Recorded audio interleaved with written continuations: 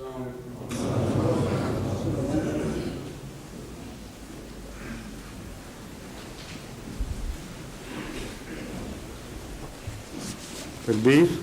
نہ اذان، پہلے اذان پہ تکبیر. کس پر ہے؟ ہاں شکر. اللہ اکبر اللہ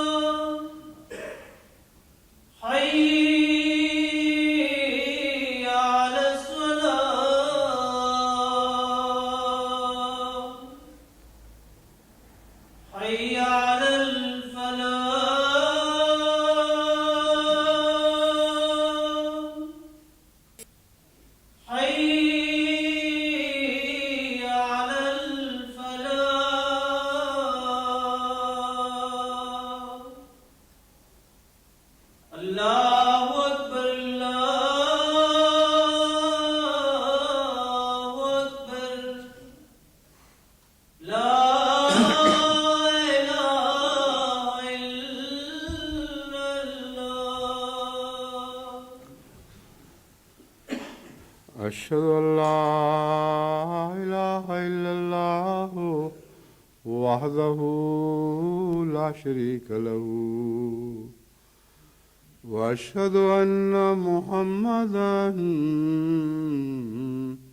عبده ورسوله أما بعد فأعوذ بالله من الشيطان الرجيم بسم الله الرحمن الرحيم الحمد لله رب العالمين الرحمن الرحيم مالك يوم الدين إياك نعبد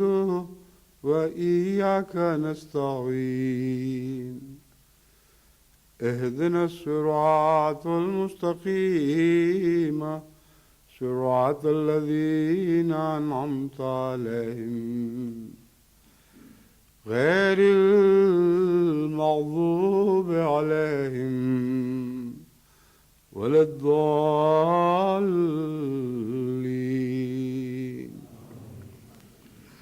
حافظوا على الصلوات والصلاة الوسطى وقوموا لله قانتين. سورہ البقرہ آیت 239. یہ وہ آیت ہے جس کے مضمون کے متعلق میں گزشتہ خطبے میں بھی روشنی ڈال چکا ہوں، اور میں نے یہ عرض کیا تھا کہ یہ سلسلہ ابھی آگے چلے گا. حافظوا علی الصلوات، تمام نمازوں کی حفاظت کرو، یہ بنیادی حکم ہے. والصلاۃ الوسطیٰ، لیکن بیچ کی نماز کو بطور خاص یاد رکھو. یعنی حفاظت کا جہاں تک تعلق ہے، تمام نمازوں کی حفاظت یکساں فرض ہے بنیادی فرضیت کے اعتبار سے، مگر بطور خاص جس نماز کی طرف توجہ دینے کا ارشاد ہے وہ نماز وسطی یا صلاۃ وسطیٰ جس کو کہتے ہیں، वो दरमियानी नमाज जो कामों में घिरी हुई हो। इस पहलू से कुछ बातें मैं आपसे अर्ज़ कर चुका हूँ, कुछ और बातें मैं अर्ज़ करना चाहता हूँ। हज़रत अक़दस मोहम्मद मुस्तफ़ा सल्लल्लाहु अलैहि वसल्लम ने नमाज के मुतालिक एक अमूमी नसीहत करते हुए फरमाया, और यह हदीस बुखारी किताब मवाक़ितुस सलात से ली गई है। हज़रत अबू हुरैरा रज़ी अल्लाह ताला अन्हु रवायत करते हैं कि मैंने हज़रत सल्लल्लाहु अलैहि वसल्लम को ये फरमाते हुए सुना, क्या तुम समझते हो कि अगर किसी के दरवाज़े के पास नहर गुज़र रही हो और वो इसमें दिन में 5 बार नहाए तो उसके जिस्म पर कोई मैल रह जाएगी? सहाबा ने अर्ज़ किया, या रसूलुल्लाह, कोई मैल नहीं रहेगी। आपने फरमाया, यही मिसाल 5 नमाज़ों की है। अल्लाह ताला उनके ज़रिए गुनाह माफ़ करता है और कमज़ोरियाँ दूर कर देता है। इसमें कुछ बातें तवज्जो तलब और तशरीह तलब हैं। पहली बात यह कि अगर घर की पढ़ी जाने वाली नमाज़ें मुराद होती तो उस पर यह मिसाल सादिक़ नहीं आती कि जिसके घर के पास एक दायम नहर बह रही हो और 5 वक्त वो उसमें गौते लगाए। इससे मेरे नज़दीक अव्वलीन मुराद ये है कि नमाज बाजमात की अहमियत वाज़ेह फरमाई गई है। एक ऐसा शख्स जिसके पास ही, जिसके करीब ही मस्जिद मौजूद हो, वहाँ 5 वक्त वो जाकर रूहानी गौताज़नी कर सके और ख़ूब मस्जिद में जाकर बाजमात नमाज में अपने रूहानी जिस्म को नहलाए धुलाए, क्या मुमकिन है कि ऐसे शख्स पर कोई मैल रह जाए? अगर इस मिसाल को नमाज बाजमात पर मुमतद ना करें तो फिर सुखम ये दिखाई देगा कि हर घर में 7 कौन सी नहर बहती है। नहाता तो घर के अंदर ही है, तो घर में से नहर गुजर रही है, फिर यूँ कहना चाहिए था। इसलिए बाज़ दफ़ा रवायत बयान करने वाले उसी रवायत के एक हिस्से में बाज़ लफ्ज़ भूल जाते हैं और मज़मून का एक हिस्सा एक और तरफ इशारा करता रहता है और एक दूसरा हिस्सा एक दूसरी तरफ इशारा करता हुआ दिखाई देता है। पहला हिस्सा बिल्कुल वाज़ेह है, उसमें एक ज़र्रा भी शक नहीं। अगर किसी के घर के पास नहर बह रही हो और वो घर से निकलकर उस नहर में जाए, वहाँ गौताज़नी करे, तो ऐसे शख्स को जो फ़रहत महसूस हो सकती है और जिस तरह उसके जिस्म के दाग धुल जाएंगे, वो हमेशा उससे ताज़ा दम, ये बात हमेशा उससे ताज़ा दम रखेगी, उसका जिस्म साफ़ सुथरा और पाकीज़ा रहेगा। ये उस रूहानी गुस्ल की तरफ इशारा है जो मस्जिद में जाकर ही नसीब हो सकता है। इसके मान बाद जो ये फरमाया, यही मिसाल 5 नमाज़ों की है, यही मुराद ये थी, और ये गालिबन रवायत करने वाले से चूक हुई, या रसूलुल्लाह सल्लल्लाहु अलैहि वसल्लम ने ये तवक्को रखी कि आज ख़ुद लोग समझ जाएंगे कि इससे क्या मुराद है। यही मिसाल 5 बाजमात नमाज़ों की है। अगर लफ्ज़ बाजमात इसमें दाखिल कर दें या दाखिल समझ लें तो मज़मून मुकम्मल हो जाता है। इस पहलू से जब मैंने मज़ीद गौर किया तो मालूम ये हुआ कि हज़रत अक़दस मोहम्मद मुस्तफ़ा सल्लल्लाहु अलैहि वसल्लम का अपना घर मस्जिद के साथ ही था, और वो अहम नमाज़ें जिनमें औरतें बाजमात शिरकत कर सकती थीं, मसलन जुमा की नमाज या सुबह की नमाज के वक्त, हज़रत सल्लल्लाहु अलैहि वसल्लम की ख़वातीन मुबारका घर में बैठकर बाजमात नमाज नहीं पढ़ा करती थी, मस्जिद में आकर बाजमात नमाज पढ़ती थी। जुमे के दौरान भी ऐसा इंतज़ाम था कि उनके लिए अलग जगह मुक़र्रर थी जहाँ वो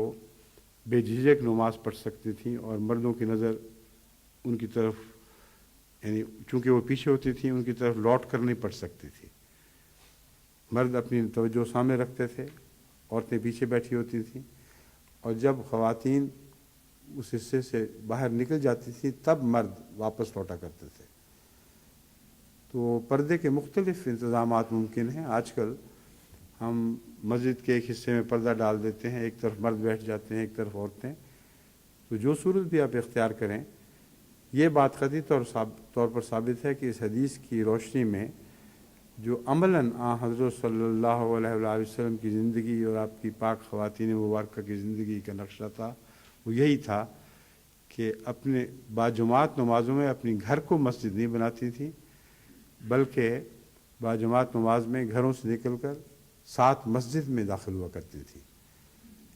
اور ایسی روایتیں بکثرت ہیں، ان کے کسی مزید ثبوت کی ضرورت نہیں، یہ مسلمہ روایت ہیں، تمام امت مسلمہ ان سے واقف ہے. بس دو نمازیں خصوصیت سے اس موقع پر قابل توجہ ہیں، ایک جمعہ کی نماز اور ایک صبح کی نماز. باقی ان دونوں نمازوں میں عورتوں کو حق ہے کہ اپنی ضرورتوں کے پیش نظر، اپنی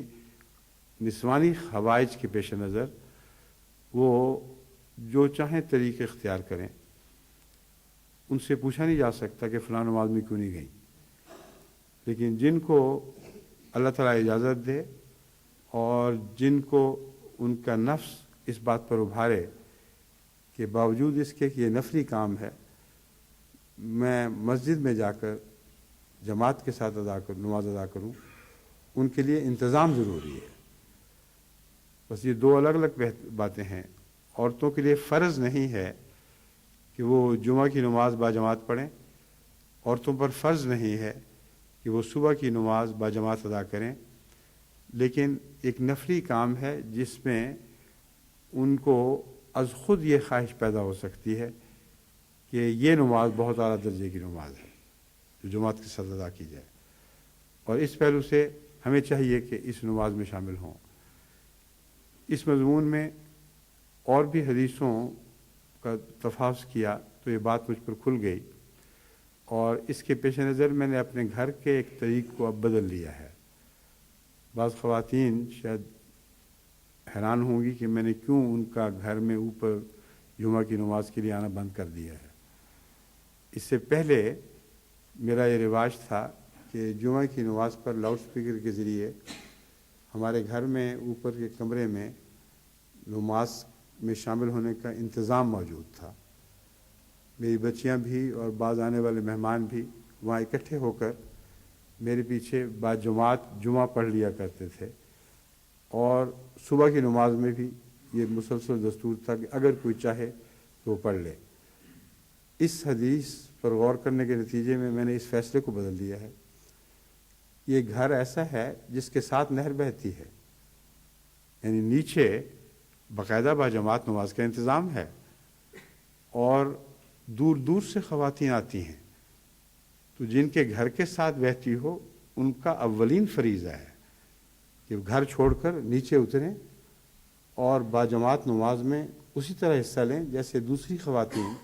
باجماعت نماز میں حصہ لے رہی ہیں. یہ وجہ ہے کہ اب میں نے اس دستور کو بدل دیا ہے، اور آنے والے مہمانوں کو جو پہلے یہاں آیا کرتے تھے ان سے درخواست کی ہے کہ بے شک ہمارے گھر تشریف لائیں، مگر نماز پڑھنی ہو تو نیچے جائیں.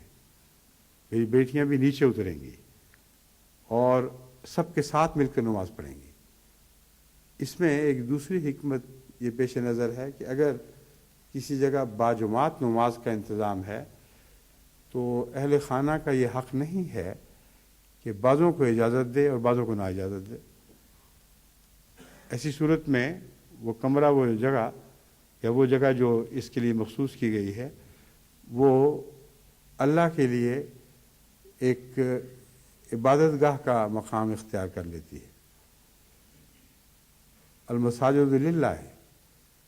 مساجد اللہ کے لیے ہیں. بس اگر وہاں باجماعت نماز اس طرح ہو رہی ہے کہ گویا وہ جگہ مسجد کے قائم مقام بن گئی، تو پھر مجھے یا کسی اور کو ہرگز یہ حق نہیں کہ دروازے پر پہرے دار کھڑے ہوں اور کہیں کہ یہ مسجد خاص خواتین کے لیے ہے، وہی آ سکتی ہیں اور عام خواتین کو یہ حق نہیں، اور اسی طرح مردوں کو نہ صحیح بچوں کو حق نہیں کہ وہ یہاں آئیں. اس لیے سارا دستور غلط تھا اور نیک نیتی پہ مبنی تھا، مگر تفاحص کے بعد جو بات نکلی وہ یہ نکلی ہے جو اب میں نے آپ کے سامنے بیان کی ہے. بس اپنے گھروں میں اگر آپ نے باجماعت نماز کا انتظام کرنا ہے، جیسا کہ میری ہدایت پر بہت سے جرمن گھروں میں یہ انتظام ہے، تو یہ یاد رکھیں کہ پھر اس جگہ کو غیروں کے لیے ممنوع قرار نہیں دیا جا سکتا۔ اگر اندرونی نماز ہے تو وہ اور رنگ کی نماز ہے، ایک خاندانی نماز ہے جو آپ مل کر پڑھ سکتے ہیں، لیکن اسے باجماعت نماز کا حقیقی قائم مقام قرار نہیں دیا جا سکتا جب تک وہ جگہ سب کے لیے کھلی نہ ہو۔ بس اس پہلو سے احباب اس صورتحال کو پیش نظر رکھیں، جن گھروں میں بھی باجماعت نماز کا ان معنوں میں انتظام ہے کہ علاقے کے لوگوں کے لیے مسجد دور ہے، وہ وہاں اکٹھے ہو سکتے ہیں، ان کو ہرگز کسی تفریق کا کوئی حق نہیں۔ پھر اس نماز پر جو بھی آئے گا اس کے لیے دروازہ کھلا رہنا چاہیے۔ لیکن اگر یہ مسجد کی قائم مقام نہیں بنائی جا رہی، مسجد نہ ہونے کی وجہ سے، گھریلو مجبوری کی وجہ سے خاندانی نماز ہے تو اس کو جس طرح چاہیں ادا کریں، مگر وہ مسجد کی نماز کے قائم مقام نہیں ہوگی۔ بس یہ ایک وضاحت تھی جو میں اس ضمن میں کھل کے کرنا چاہتا تھا۔ اب اگر وہ لوگ جن کو مسجد مہیا ہو، یعنی اتنے فاصلے پر موجود ہو کہ وہ اس میں جا سکتے ہوں، وہ اپنے بچوں کو بھی اس پر آمادہ کریں، خود بھی جائیں، اللہ تعالیٰ کے فضل سے ان کی بہت اعلیٰ تربیت ہوگی، اور یہ ہدایت یہ حضرت صلی اللہ علیہ وآلہ وسلم کی ہدایت ان پر اطلاق پائے گی کہ روزانہ 5 وقت ان کے جسموں کے داغ دھلتے رہیں گے۔ اس وضاحت کے بعد میں چند اور باتیں اسی سلسلے میں آپ کے سامنے رکھنا چاہتا ہوں۔ ایک تو ضمنی بات یہ ہے کہ حافظوا علی الصلوات ہے، اب جو لکھا ہوا میرے سامنے ہے یہ بالکل صاف صلوات ہی پڑھا جاتا ہے۔ گزشتہ جمعے پر جو تحریر میرے سامنے تھی، چونکہ مضمون میں دماغ اٹکا ہوا تھا، اس لیے ایک معروف بات بھی ذہن سے اتر گئی کہ الصلوات ہے نہ کہ صلات پہلا۔ تو مجھے بعد میں لوگوں نے توجہ دلائی کہ آپ الصلات پڑھتے رہے ہیں، حالانکہ مجھے ویسے ہی یہ آیت یاد ہے، حافظوا علی الصلوات ہی پڑھتا ہوں، لیکن اس وقت اس کاغذ کی وجہ سے جو میرے سامنے تھا، جس میں تے مربوطہ تھی، لمبی نہیں تھی، الصلوات تے مربوطہ سے بھی لکھی جاتی ہے، یعنی یہ لفظ تے مربوطہ سے بھی لکھا جاتا ہے، لیکن اگر لمبی تے ہو تو فوراً ہمیں سمجھ آ جاتی ہے کہ اس کو صلات نہیں صلوات پڑھنا ہے۔ تو وہاں چونکہ مربوطہ تے سے لکھی ہوئی تھی اور جو حرکات ہیں وہ واضح نہیں تھیں، اس لیے از خود بے خیالی میں منہ سے الصلاۃ ادا ہوتا رہا، جس کا اس وقت مجھے پتہ بھی نہیں چلا۔ بعد میں جیسے کہ جماعت بڑی ہوشیار ہے اور باریک باتوں کو نظر رکھتی ہے، بعض لوگوں نے بڑے ادب سے مگر وضاحت کے ساتھ توجہ دلائی کہ قرآن کریم کی آیت آپ الصلاۃ پڑھ رہے تھے پہلے حصے میں، حالانکہ حافظوا علی الصلوات پڑھنا چاہیے تھا۔ یہ درست ہے، اور اس وضاحت کے ساتھ میں عرض کروں گا کہ پہلی کیسٹ میں جہاں جہاں بھی الصلاۃ پڑھا گیا ہے اس کو درست کر لیں، اور اب جو میں نے صحیح پڑھا ہے یہ عبارت وہاں بیچ میں داخل کی جا سکتی ہے، مگر ہمارے تاریخی ریکارڈ میں یہ درست جانی چاہیے، یہ تلاوت درست جانی چاہیے۔ حافظوا علی الصلوات ہے، اپنی نمازوں کی حفاظت کرو، والصلاۃ الوسطیٰ مضمون بنتا ہی اس طرح ہے، اور بالخصوص بنیادی نماز کی، بالخصوص مرکزی نماز کی، کیونکہ سب نمازوں میں اسے ایک غیر معمولی اہمیت حاصل ہے۔ بس یہ مرکزی نماز وہ ہے، میں نے کہا پانی تھوڑا سا دینا، گرم پانی، شادوں قہووں کی کوئی ضرورت نہیں، صرف تھوڑا سا گرم پانی لب تر کرنے کے لیے۔ یہ لوگوں نے اپنی طرف سے پتہ نہیں کیا کیا چیزیں بنا لی ہیں، کوئی بیچ میں قہوے ڈالتا ہے، کوئی شہد ڈالتا ہے، مجھے صرف لب ترنے کے لیے تھوڑا سا گرم پانی چاہیے ہوتا ہے، لیکن اتنا اولتا نہ ہو کہ ہونٹ جلا دے۔ تو یہ بھی دو انتہاؤں میں چلے جاتے ہیں، وسطی نہیں رہتے، دو انتہاؤں کے درمیان قائم نہیں رہتے۔ تو پتہ نہیں کیا احتیاطیں ہو رہی ہیں، سیدھا سادہ پانی دو مجھے بس، دیکھا وہی کام کیا، قہوہ بنایا ہوا ہے، اس کو بنانے میں دیر لگ رہی تھی اور اتنا تیز گرم ہے کہ میں اسے لب تر کر ہی نہیں سکتا، اس لیے اس کو اپنے پاس رکھو، ابھی جب یہ ٹھنڈا ہو جائے گا پھر دینا، درمیانہ ہو جائے گا، نیچے نہ پکڑانا، ابھی اپنے پاس ہی رکھو۔ اچھا، یہ میں عرض کر رہا تھا کہ نماز صلاۃ وسطیٰ وہ مرکزی نماز ہے جس کی حفاظت کا بطور خاص ہمیں ارشاد فرمایا گیا ہے۔ اس نماز کی حفاظت کر لیں تو پھر ساری نمازوں کی حفاظت ہو جائے گی۔ یہ نماز تمام دنیا میں اسی طرح اپنے وقت پر آتی ہے اور وقت پر آ کر گزر جاتی ہے، اور لا توجہ کرنے والے غافل رہتے ہیں اور اس بات کو بھول جاتے ہیں کہ بعض دفعہ ایک نماز کی طرف بھی اگر توجہ صحیح نہ ہو تو کوئی نماز بھی خدا کے حضور مقبول نہیں ہوتی۔ بس اس پہلو سے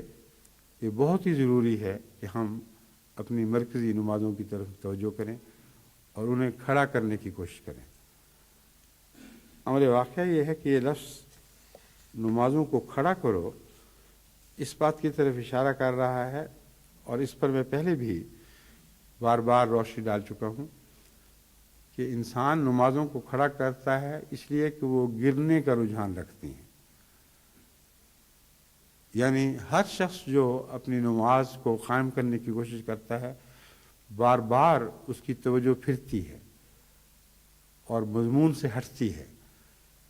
جو ہی وہ توجہ پھرتی ہے اور مرکزی مضمون سے ہٹتی ہے وہی نماز گر جاتی ہے۔ جیسے بعض لوگ تیز ہواؤں میں اپنا کپڑا سنبھال کے چلتے ہیں، بعض بچیاں جو ملاقات پہ آتی ہیں، چھوٹی بچیوں کو ماں باپ نے سمجھایا ہوا ہے سر ڈھانپ کے رکھو، تو ان کی اوڑھنی سر سے گرتی رہتی ہے، وہ پھر اونچا کرتی رہتی ہیں، تو یہ گرنا اسی قسم کا ہے۔ نماز جن آداب کے ساتھ پڑھنی چاہیے ان آداب میں خلل واقع ہو جاتا ہے۔ دیکھو اب شاید کچھ اس قابل ہو گیا ہو۔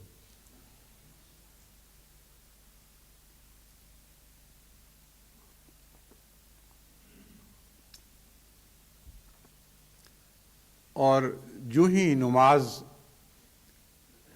اپنے محل اور مقام سے گری وہیں اس کا فائدہ ختم ہو گیا، اور نماز کا فائدہ یہ تھا کہ آپ کو کھڑا کرتی۔ بس یہ دونوں لازم ملزوم ہیں اور بظاہر ایک اندرونی تضاد ہے مگر کوئی تضاد نہیں ہے۔ حقیقت میں اسی کی نماز اسے قائم کر سکتی ہے، اور قرآن کریم نے ان لوگوں کا ذکر جو خدا کے سچے مخلص عباد گزار بندے ہیں قائمین اور قوام کے طور پر قائمون اور قوام کے طور پر پیش فرمایا ہے۔ پہلے اپنی نمازوں کو کھڑا کرنا سیکھ لو، پھر نمازیں تمہیں کھڑا کریں گی۔ یہ ایک بنیادی امر ہے جس کو بھلانے کے نتیجے میں آپ کی کوئی دائمی اصلاح نہیں ہو سکتی۔ نمازوں کو کھڑا کرو ان معنوں میں کہ جب بھی توجہ اس سے ہٹ کر ادھر ادھر بکھرے پھر اسے سمیٹو، پھر واپس نماز کی طرف لاؤ۔ اور یہ وہ جد و جہد ہے جس میں آپ کو بعض دفعہ ساری زندگی کام کرنا پڑتا ہے۔ یہ ایک دفعہ کی جد و جہد نہیں بلکہ ہمیشہ کی جد و جہد ہے، اور یہی وہ مرکزی روحانی حقیقت ہے جس کو نقصان پہنچانے کے لیے شیطان اتنی کوشش کرتا ہے کہ خود حضرت اقدس محمد مصطفیٰ صلی اللہ علیہ وآلہ وسلم کی نمازوں میں بھی آپ کی توجہ بکھیرنے کی کوشش کیا کرتا تھا۔ عبدًا اذا صلی، یعنی محمد رسول اللہ جب نماز کے لیے کھڑے ہوتے تھے تو اس وقت کئی قسم کی شیطانی کوششیں ہوتی تھیں۔ آپ کو بعض وقت جسمانی تکلیفیں دی جاتی تھیں، بعض وقت شور ڈالا جاتا تھا، یہاں تک کہ اوجڑیاں تک آپ کے اوپر پھینک دی گئیں تاکہ آپ کی توجہ ہٹ جائے، اور بڑی عظیم جد و جہد کے ساتھ آپ نماز پر اپنی توجہ قائم رکھنے کی کوشش فرماتے تھے۔ بس یہ وہ مسئلہ ہے جس کا آغاز عام انسان سے جو خدا کی خاطر نمازوں کو قائم کرنے کی کوشش کرتا ہے شروع ہو کر اس عبد کی طرف وہاں تک چلتا ہے جو عبد کامل ہے، جس نے سب سے اعلیٰ نمازوں کا حق ادا کیا۔ بس ان توجہ بکھیرنے والی چیزوں سے इन मानों में आप बेजार न हों कि ये क्या मुसीबत गले पड़ गई। दरअसल ये मुसीबत इसलिए गले पड़ी है कि जितना आप इसको हटाने की कोशिश करते हैं, सही मानों में उस हद तक आप खुदा की तरफ मुतवज्जह होते हैं। बस जितने इर्द गिर्द से शोर व गौगा की आवाज़ें उठती हैं और आपकी नमाज में हायल होती हैं,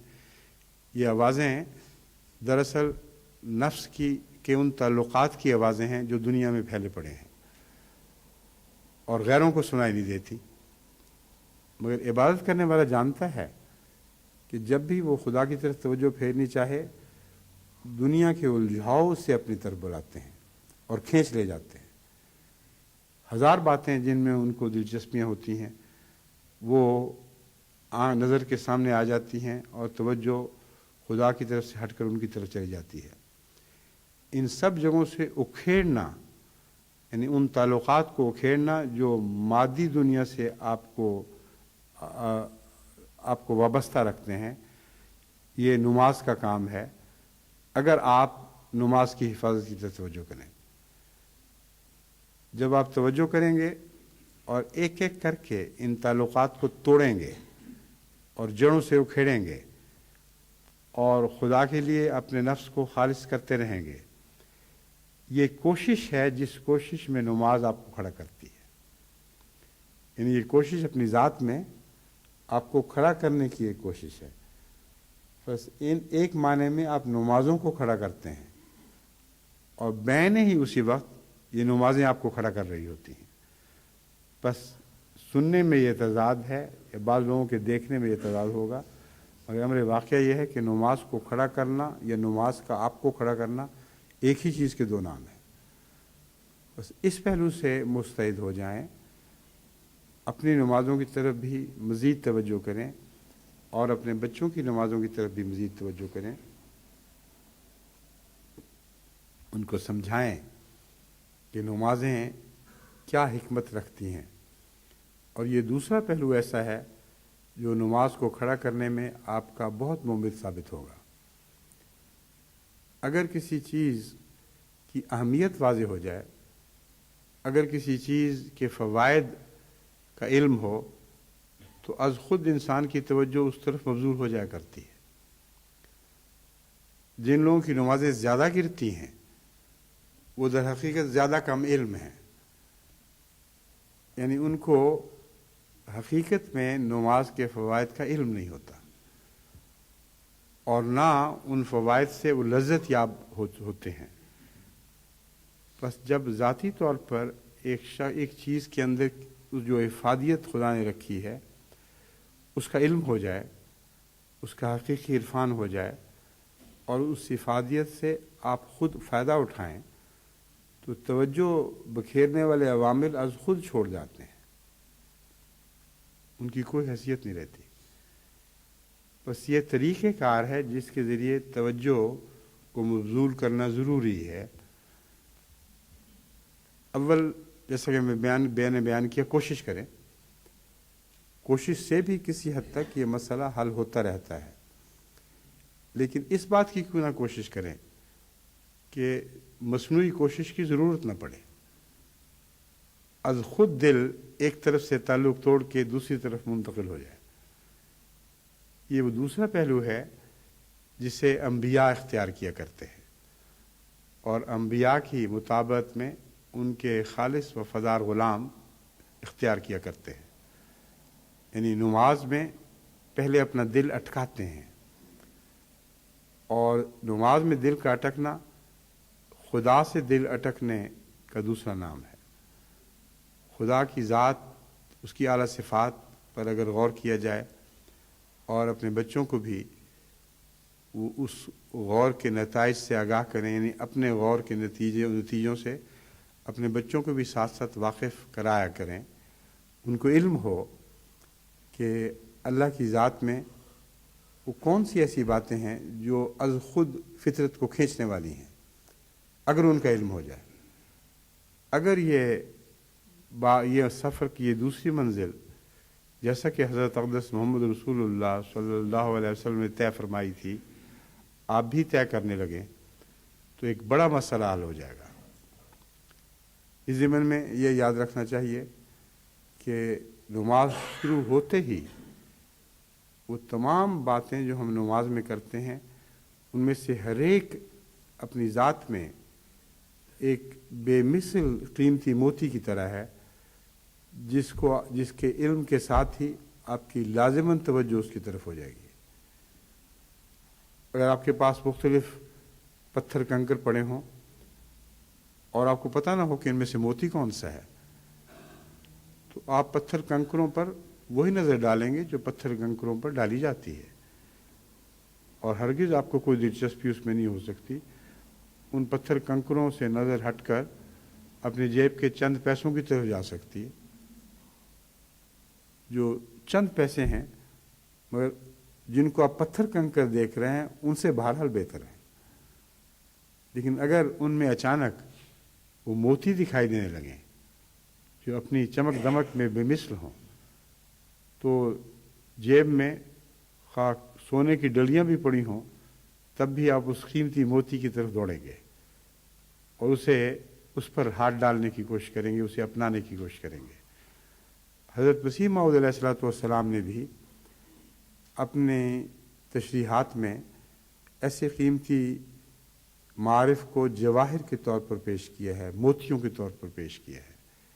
चमकते दमकते हुए मोती हैं जो अपनी तरफ तवज्जो को खींच रहे हैं। बस इस पहलू से, जैसा कि मैंने अर्ज़ किया, अगर आप नमाज के अल्फाज पर गौर करना शुरू करें तो गौर के बाद वो अल्फाज जो सरसरी अल्फाज थे जैसे कंकर पत्थर हों, उन अल्फाज की हैत बदलने लगेगी। उन पर गौर के नतीजे में आपको हैरत अंगेज़ मारिफ नसीब होंगे और वो मारिफ उनकी अहमियत आपके दिल में बढ़ाएंगे, यहाँ तक कि जब इन मारिफ को ज़हन नशीन करके आप फिर वो अल्फाज दोहराया करेंगे तो उसके मुकाबले पर दूसरे ख्यालात आपकी तवज्जो खींचने की अहलियत छोड़ देंगे। उनमें ताकत ही नहीं होगी कि इन मारिफ के मुकाबले पर आपकी तवज्जो अपनी तरफ खींच सकें। ये वो इल्म के हसूल का मरहला है जिसकी तरफ जमात को खुसूसियत से तवज्जो देनी चाहिए, और इस तवज्जो में नमाज से मुतल्लिक़ जितनी भी अहादीस नबवी हैं उन पर गौर व खौज शुरू करें और सरसरी नज़र से उनको ना पढ़ा करें, बल्कि गौर से देखा करें कि क्या मुराद है। मसलन हज़रत सल्लल्लाहु अलैहि वसल्लम फरमाते हैं कि 2 नमाज़ों के दौरान भी मेरा दिल नमाज ही में अटका रहता है, जिसका मतलब ये है कि नमाज से इतना लुत्फ़ आया कि 2 नमाज़ों के दरमियान उसी लुत्फ़ में दिल महव रहा और अगली नमाज ने फिर आपको बड़े ज़ोर से खींचा। ये ऐसी कैफियत है जैसे आपको 2 खाने नसीब हों, यानी दोपहर का और रात का, और दोनों बहुत ही मज़े के हों। पहला खाना खाकर अगर यकीन हो कि वैसा ही लुत्फ़ दोबारा आना है तो एक रंग में तवज्जो दूसरे खाने की तरफ भी मबज़ूल रहती है और अपने कामों में मसरूफ़ रहते हुए दिमाग में ये ख्याल आता रहता है, मज़े मज़े का ख्याल, कि जब हम फारिग होंगे तो फिर एक दफ़ा और खाएंगे। और वो जो दिल का अटकना है वो दुनिया के कामों को ये तौफ़ीक़ नहीं देता कि उससे तवज्जो कुल्लियतन फेर सके। आप दुनिया कमाने में मसरूफ़ होंगे, आप कई किस्म के मशागिल में मसरूफ़ होंगे,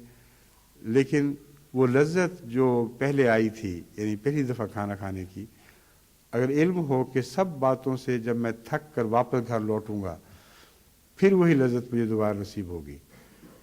तो दिल इसमें इस तरह अटकेगा कि दुनिया के मसारिफ और काम, मशागिल और काम आपको अपनी तरफ इस तरह नहीं खींच सकते कि अपना खाना भी ना भूल जाए। बाज़ दफ़ा इंसान खाना पीना भी भूलता है मगर उसके मुहर्रिकात और हैं। उसके मुतालिक मैं पहले भी गालिबन रोशनी डाल चुका हूँ, लेकिन इस वक्त मैं इस खुतबे में उनको नहीं लेना चाहता। वो अपनी ज़ात में ऐसी अहमियत इख्तियार कर जाया करते हैं कि वो मुहर्रिकात फिर انسان کی بنیادی ضرورتوں میں بھی حائل ہو جاتے ہیں۔ لیکن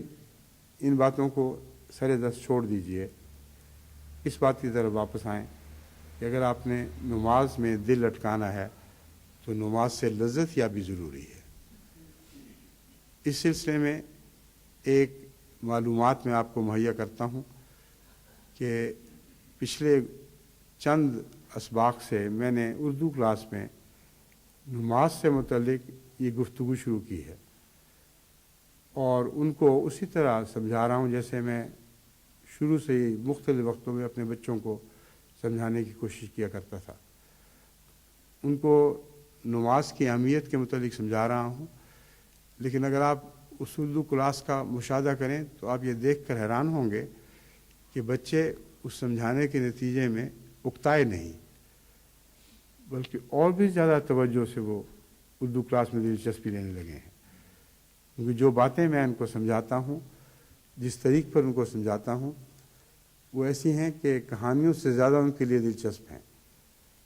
اور اللہ تعالیٰ کے عرفان اور آن حضرت صلی اللہ علیہ وآلہ وسلم نے جس طرح نماز پڑھنے کے سلیقے ہمیں سکھائے ہیں، وہ جاننے کے نتیجے میں بسا اوقات میری نظر پڑتی ہے تو ان کے چہرے چمک دمک رہے ہوتے ہیں، ایسے کھلکھلا اٹھتے ہیں خوشی کے ساتھ اور ذاتی تعلق کے نتیجے میں کہ مجھے اسے تسکین ملتی ہے کہ ان بچوں کو دونوں باتیں بیک میسر ہیں، اردو کلاس کی دلچسپی بھی اور نماز کا عرفان بھی ساتھ ساتھ نصیب ہو رہا ہے۔ یہ کلاسیں ابھی کچھ عرصہ چلیں گی اسی طریقے پر، کیونکہ میری عادت ہے کہ ان اسباق میں ارد گرد کی باتیں بھی ساتھ ساتھ بتاتا چلتا ہوں، تاکہ نماز کے گرد، عرفان الہی کے گرد جو دنیا کا ماحول ہے وہ بھی ساتھ قائم ہو کر اسی طرح آگے بڑھے، اور بچوں کو یہ محسوس نہ ہو کہ کوئی ہمیں ایسا لیکچر دے رہا ہے جس کو ہماری طبیعت قبول نہیں کرتی۔ اور چونکہ اردو بھی سکھانی ہے، اس لیے نماز کے تعلق میں جہاں بھی موقع ہاتھ آتا ہے، بعض اردو محاوروں کی تشریح میں میں بظاہر توجہ دوسری طرف پھیر دیتا ہوں، لیکن وہ محاورے اگر ان کو سمجھ نہ آئیں تو نماز کا عرفان بھی ساتھ نہیں آئے گا۔ بس یہ دونوں چیزیں ایک دوسرے سے اس طرح اٹک گئی ہیں کہ ایک آگے بڑھتی ہے تو دوسری بھی آگے بڑھتی ہے، اور دیکھنے والا بعض دفعہ محسوس بھی نہیں کرے گا کہ نماز سکھائی جا رہی ہے، کیونکہ اس کے بعض حصے اردو کلاس کے نماز سے ہٹ کر لفظوں کے معنی، ان کی تشریحات اور قانون قدرت کے متعلق بعض ایسی باتیں بتانے میں مصروف صرف ہو جاتے ہیں بعض حصے کہ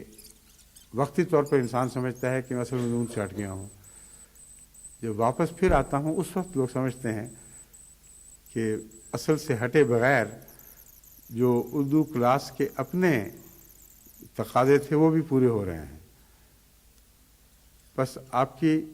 ان دلچسپیوں میں کمی نہیں آئے گی جو جس دلچسپیوں کی وجہ سے آپ پہلے اردو کلاس دیکھا کرتے تھے، وہ دلچسپیاں اپنی جگہ قائم رہیں گی۔ اس میں تھوڑا سا گرم اور ملا لو، اسی میں وہ دلچسپیاں اپنی جگہ قائم رہیں گی انشاءاللہ، ان میں ذرا بھری فرق نہیں آئے گا۔ اور جو میں نے عرض ایک دفعہ کیا تھا کہ یہ اردو معاہدہ کلاس ہے، اس میں دسترخوان بھی بچتا ہے اور کچھ کھانے پینے کی چیزیں بھی ملتی ہیں، وہ سلسلے بند نہیں ہوں گے، وہ نماز کے ساتھ ساتھ جیسے روحانی رضا نصیب ہو رہی ہوگی، کچھ جسمانی رضا بھی ساتھ ساتھ جاری رہے گی۔ اس میں امید رکھتا ہوں کہ انشاءاللہ خطبات میں جن تفصیلات کو میں بیان نہ کروں اور جن کو مستقل بیان کرنا مشکل ہے، اس لیے کہ میں اس سے پہلے وہ باتیں بیان کر بھی چکا ہوں، بعض دفعہ درسوں میں بیان کر چکا ہوں، اور اس مضمون کو اب مسلسل لمبا آگے نہیں بڑھایا جا سکتا۔ تو یہ جو کمزوری پیدا ہوئی ہے کہ خطبہ جمعہ میں ہمیشہ مسلسل نماز کا ذکر نہیں کیا جا سکتا، اس کا ایک ازالہ ہے جو اردو کلاس میں کیا جا رہا ہے، اس لیے آپ لوگ اس کو بھی نماز کے اسباق کا حصہ سمجھیں۔ اب اور آئندہ جب دیکھیں تو اس خیال سے دیکھیں کہ آپ کے دینی علم میں بھی اضافہ ہوگا اور نماز کی حقیقت کئی طریق پر پہلو بدل بدل کر آپ کے سامنے پیش کی جائے گی، اور انشاءاللہ تعالی نماز کے آغاز سے لے کر بالآخر السلام علیکم تک جو مضامین اس میں مخفی ہیں، جن کا علم آپ کو ضروری ہے، آپ کے لیے ضروری ہے، جن کے علم میں آپ کو دلچسپی رہے گی اور دلچسپی مسلسل آگے بڑھتی چلی جائے گی، وہ آپ اردو کلاس کے حوالے کر دیا گیا ہے معاملہ۔ اس کے ذریعے آپ کو انشاءاللہ تعالی نہ دلچسپی میں کمی آئے گی، نہ ان اہم امور کا علم حاصل کرنے میں آپ کو کوئی کمی محسوس ہوگی۔ اس خطبہ جمعہ میں اس تفصیل کو میں نے اس لیے کھول دیا ہے تاکہ اب جو میں باتیں آپ کے سامنے تفصیل سے نہیں رکھ سکوں گا، آپ یہ نہ سمجھیں کہ انہیں نظر انداز کر دیا گیا ہے۔ نماز میں دلچسپی کے لیے یہ مرکزی بات ہے جو میں آپ کے سامنے رکھ رہا ہوں، نماز کے کا عرفان حاصل کرنا ضروری ہے، اور یہ عرفان ہے جو دنیا سے آپ کی توجہ پھیر سکتا ہے اور نماز کی طرف مبذول کرا سکتا ہے،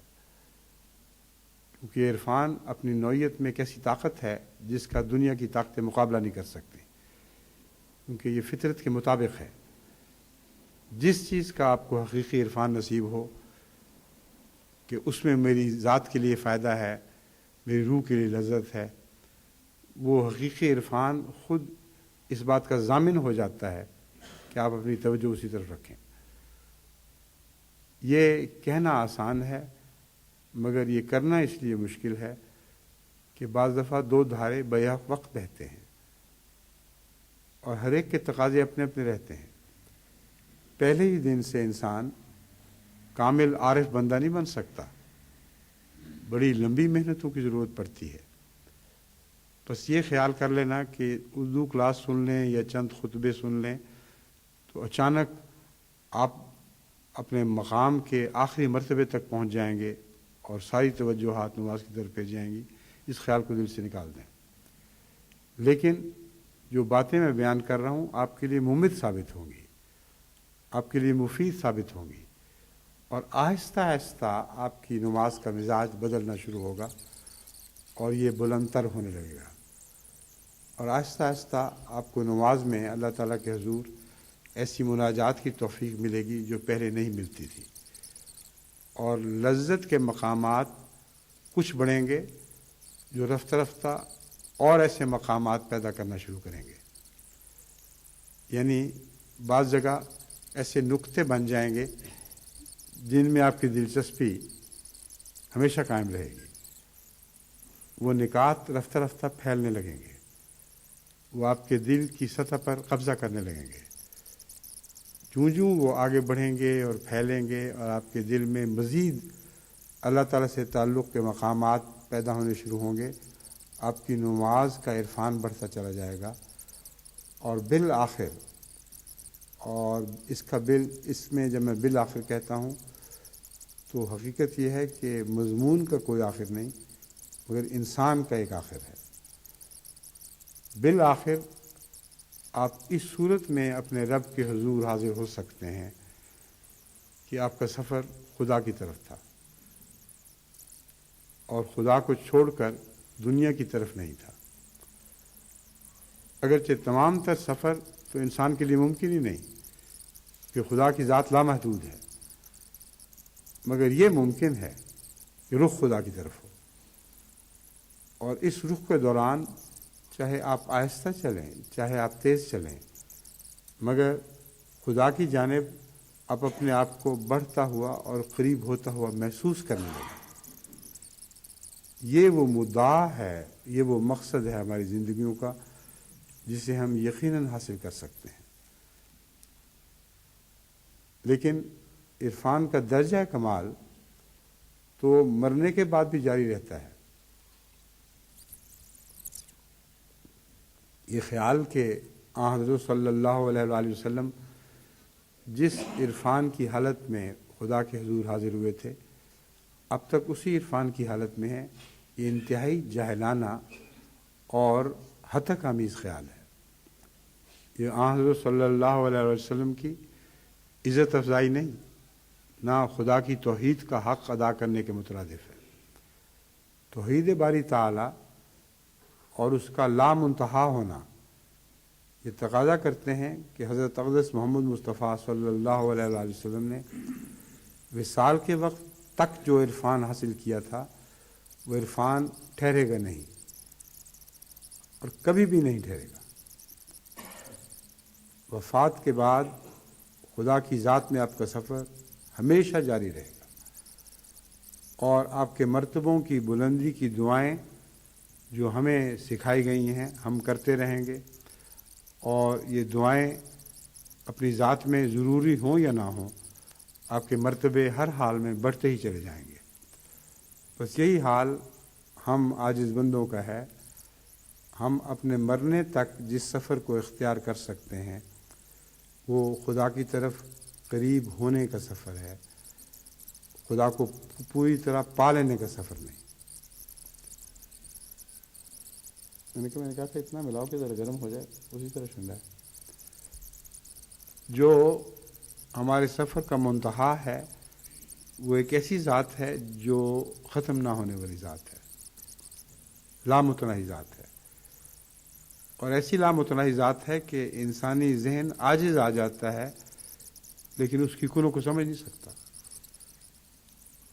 یہ خیال دل سے نکال دیں کہ آپ اللہ تعالیٰ کی ذات اس کی کنوں کو سمجھ سکتے ہیں۔ لیسا کمثلہ شیء، اس جیسی کوئی چیز ہے ہی نہیں، یعنی جو بھی مخلوقات ہیں وہ خالق کی پیدا کردہ ہونے کی وجہ سے خالق کا رنگ رکھتی ہیں مگر خود خالق نہیں ہے۔ اس لیے مخلوق اور خالق میں ایک فرق ایسا رہے گا جسے مخلوق سمجھ نہیں سکتی، کیونکہ اس نے جو بھی دیکھی ہے مخلوق دیکھی ہے، اپنے جیسے دیکھے ہیں، اور اپنی مخلوق کے اندر خالق کوئی نہیں دیکھا، اور خالق اس سے مخفی رہتا ہے، جس طرح ہر آرٹ سے اس کا آرٹسٹ مخفی رہتا ہے۔ بڑی سے بڑی تصویر اٹھا کے دیکھ لیں جو دنیا میں بہت شہرت اختیار کر گئی ہو، اس تصویر کو اگر شعور بھی ہو تو جس دماغ نے اس کو جنم دیا، جس کو پیدا کیا، جن ہاتھوں نے وہ عکاسی کی، وہ اس کو نہیں سمجھ سکتے۔ وہ اور چیز ہے، مخلوق اور ہے اور خالق اور ہے۔ بس یہی وجہ ہے کہ فلسفیوں نے بہت زور مارے لیکن خدا تعالیٰ کی کنہ کو نہ پا سکے، اور یہی وجہ ہے کہ بعض قدیم چوٹی کے فلسفی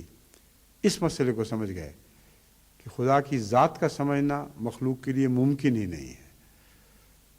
اس پہلو سے اس کی ذات الگ رہے گی، مگر وہ صفات جو تخلیق میں جلوہ گر ہو چکی ہیں ان کو سمجھنا ہمارے لیے ممکن ہے، اور انہی صفات کو سمجھنے کے حوالے سے ہمارا سفر آگے بڑھتا جائے گا، یہاں تک کہ وہ مخفی تر مخفی ذات، مخفی در مخفی ذات اپنے بعض اور جلوے دکھائے، اور ان جلووں میں ہمارا سفر اس کی طرف پھر ہمیشہ آگے بڑھنے لگے۔ یہ دنیا اور آخرت کا سفر ہے جسے ہم نے اختیار کرنا ہے، مگر اگر باشعور طور پر اس سفر کے حقائق کو سمجھتے ہوئے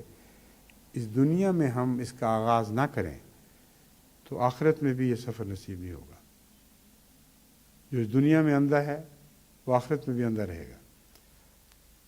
بس اس حقیقت کی طرف آنکھیں کھولنے کے لیے، ساری جماعت کی آنکھیں کھولنے کے لیے میں بار بار نماز کی اہمیت سے آپ کی طرف آپ کو متوجہ کر رہا ہوں۔ ان معنوں میں نماز کو سمجھیں اور اپنے گھروں میں اپنے بچوں کو، اپنی بیویوں کو نماز سمجھائیں، اور وہ آگے پھر اب آئندہ نسلوں کو سمجھائیں۔ اگر نماز کا مضمون جماعت پر روشن ہو کر ان کے وجود کا حصہ بن جائے تو پھر ہم اطمینان سے جان دے سکتے ہیں، یہ سوچتے ہوئے کہ اللہ تعالیٰ نے ہمیں توفیق بخشی کہ دور تک آئندہ نسلوں کو خدا کی راہ پہ ڈال چکے ہیں۔ شیطان انہیں ورغلاتا رہے گا اور ورغلانے کی کوشش کرتا رہے گا، آپ کو بھی ورغلاتا رہے گا، آپ کو بھی ورغلانے کی کوشش کرتا رہے گا،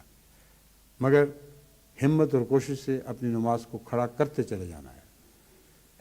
یہ کھڑا کرتے چلا جانا وہ तौफीक है जो हमें नसीब है, पूरी तरह खड़ा कर देना हमें तौफीक नहीं। इसलिए इसका आखिरी पहलू दुआ पर टूटता है। अल्लाह ताला से इन सारी कोशिशों में दुआ करना जो नमाज के दौरान ही ना हो बल्कि नमाज के बाद के हिस्सों पर भी हावी हो, ये बुनियादी हकीकत है जिससे रूहगर्दानी हमें इन मारिफ को हासिल करने में रोक बन जाएगी। दुआ से रूहगर्दानी किसी हालत में नहीं करनी। दुआएं करें अपनी ज़ात के लिए, बिल-इरादा दुआएं करें और रोज़ाना दुआएं करें। अगर आप दुआएं नहीं करेंगे तो आपको नमाज की तरफ तवज्जो भी पैदा नहीं होगी। दुआओं के ज़रिए इस तवज्जो को नुमाया करें और जूं जूं आपकी दुआ मकबूल होगी, दिल से उठते हुए आपके दिल पर एक ऐसा असर छोड़ती चली जाएगी जो इसके उठने का एक नक्श है। जिस तरह समंदर से हवाएं उठती हैं तो उनमें बिजली पैदा होती है, लेकिन वो उठती हैं तो पीछे रहने वाले पानी में भी बिजली पैदा कर देती हैं। और ये कानून कुदरत है जो हमारा हौसला बढ़ाता है। बस हकीकत दुआ एक बहुत गहरा मजमून है, उसकी मकबूलियत के मुतल्लिक इस वक्त तफसील से में जाने का वक्त नहीं, मगर एक बात मैं आपको बताता हूँ कि वो दुआ जो दिल से उठे वो उठते हुए ही अपनी मकबूलियत का एक निशान पीछे छोड़ जाती है। और वो निशान आपकी अमानत है, वो निशान आपके हौसले बढ़ाने वाला है, वो निशान आपका यकीन बढ़ाने वाला है कि आपने जो दुआ मांगी थी इखलास से मांगी थी और उसका एक नेक असर आपके दिल पर कायम हो चुका है। बस इस तरह की दुआएं, जैसा कि मैंने अर्ज़ किया है, आपकी दुनिया भी संवार देंगी, आपकी आखिरत भी संवार देंगी। दुआएं करें कि अल्लाह ताला हम सबको इस बात की तौफीक अता फरमाए कि हर पहलू से हमारी नमाज़ें खालिसतन लिल्लाह हो जाएं, उसी के लिए वक्फ रहें और हमारी आने वाली आइंदा नस्लों को भी अपने इसी नेक राह पर कायम रखें। इस ज़िम्न में जो अहादीस मैंने दूसरी चुनी थी उनको पढ़ने का ज़्यादा वक्त तो नहीं रहा, लेकिन एक रोज़मर्रा की ऐसी आम हकीकत है जो हमारे सामने रहनी चाहिए कि बाज़ दफ़ा क़ल्बी तवज्जुहात के सिवा जिस्मानी तवज्जुहात भी नमाज में मुखिल हो जाती हैं या जिस्मानी हवाइज भी नमाज में मुखिल हो जाते हैं। हज़रत सल्लल्लाहु अलैहि वसल्लम ने उनकी तरफ भी मुतवज्जो फरमाया। मसलन एक ये हज़रत आयशा सिद्दीक़ा रज़ी अल्लाह तआला अन्हा की हदीस मुस्लिम किताब सलात से ली गई है कि हज़रत सल्लल्लाहु अलैहि वसल्लम को हज़रत आयशा सिद्दीक़ा ने ये कहते हुए सुना, जब दस्तरखान बिछ जाए और खाना चुन दिया जाए तो नमाज शुरू करना उसे ख़राब करने के मुतरादिफ है। जब दस्तरखान बिछ जाए और खाना चुन दिया जाए, इसका मतलब ये नहीं है कि उस वक्त उसको अहमियत दो और नमाज को छोड़ दो। ये नसीहत है कि ऐसे वक्त में दस्तरखान ना बिछाया करो जो नमाज का वक्त हुआ करता है, वरना आधी तवज्जो तुम्हारी दस्तरखान पर रहेगी और आधी नमाज की तरफ रहेगी। तो बाज़ लोग इसका मतलब और ले लेते हैं, खाने के औकात वही रखते हैं जो नमाज के साथ मुखिल होते हैं और उनको कहे कि उठो नमाज के लिए जाओ कि नहीं नहीं, रसूल सल्लल्लाहु अलैहि वसल्लम का हुक्म है कि आराम से खाना खाओ, नमाज देखी जाएगी। हरगिज़ हज़रत सल्लल्लाहु अलैहि वसल्लम का ये हुक्म नहीं है। ये हवाइज ज़रूरियाँ हैं जो अगर ऐसे वक्त में आएँ कि नमाज का वक्त हो तो लाज़िमन दखल अंदाज होंगी। जो हमारे बस में है वो तो इख्तियार करें, और अगली बात रसूलुल्लाह सल्लल्लाहु अलैहि वसल्लम ने वो फरमाई है जो हमारे बस में नहीं, और इस पहली मिसाल पर मज़ीद रोशनी डालती है। इसी तरह अगर दो खबीस चीज़ें यानी बोलो बराज की हाजत उसे रोक रही हो तो भी नमाज पढ़ना बेमानी है। अब आप देख लें कि ये जो हाजात हैं ये खुद उठती हैं और इंसान का नफ्स से बता देता है कि जब तक इनसे फारिग ना हूँ मैं नमाज नहीं पढ़ सकता। तो उतना हिस्सा एक मजबूरी के तहत है کیونکہ ان حاجات کا پیدا ہونا انسان کے بس میں نہیں ہے. اگر اس وقت ان حاجات کو سے فارغ ہوئے بغیر نماز کی طرف جائے گا تو نماز اس کی بےمانی ہو جائے گی، توجہ نماز پہ قائم رہ ہی نہیں سکتی. تو آن حضرت صلی اللہ علیہ وآلہ وسلم نے دو باتوں کو آپس میں عجیب طریقے سے باندھا ہے، ایک کھانا اور ایک اس کھانے کا انجام. جو انجام ہے وہ تو ہمارے بس میں نہیں ہے، اس میں تو کوشش کرنی چاہیے جلد سے جلد اس سے فارغ ہو اور پھر نماز کی طرف جاؤ. لیکن جو آغاز ہے، جو وہ انجام پیدا کرتا ہے، وہ ہمارے بس میں ہے. تو ایسے وقت میں کھانوں کے اوقات نہ رکھو جو نماز سے ٹکرائیں، اور عادت ڈالو اور بچوں میں بھی عادت پختہ کرنے کی کوشش کرو کہ ان کے کھانے پینے کی عادات نماز سے ٹکرانے والی نہ ہوں. اس طریق پر انشاءاللہ تعالی وہ ظاہری محرکات جو نماز میں مخل ہوتے ہیں ان سے بھی آپ چھٹکارا حاصل کر سکتے ہیں.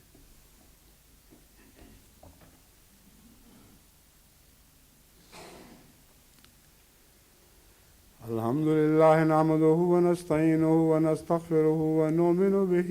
ونتوكل عليه ونعوذ بالله من شرور أنفسنا ومن سيئات أعمالنا. من يهده الله فلا مضل له ومن يضلل فلا هادي له ونشهد أن لا إله إلا الله وحده لا شريك له ونشهد أن محمدا عبده ورسوله. عباد الله رحمكم الله إن الله يأمر بالعدل والإحسان وإيتاء ذي القربى وينهى عن الفحشاء والمنكر والبغي يعظكم لعلكم تذكرون. اذكروا الله يذكركم وادعوه يستجب لكم ولذكر الله أكبر.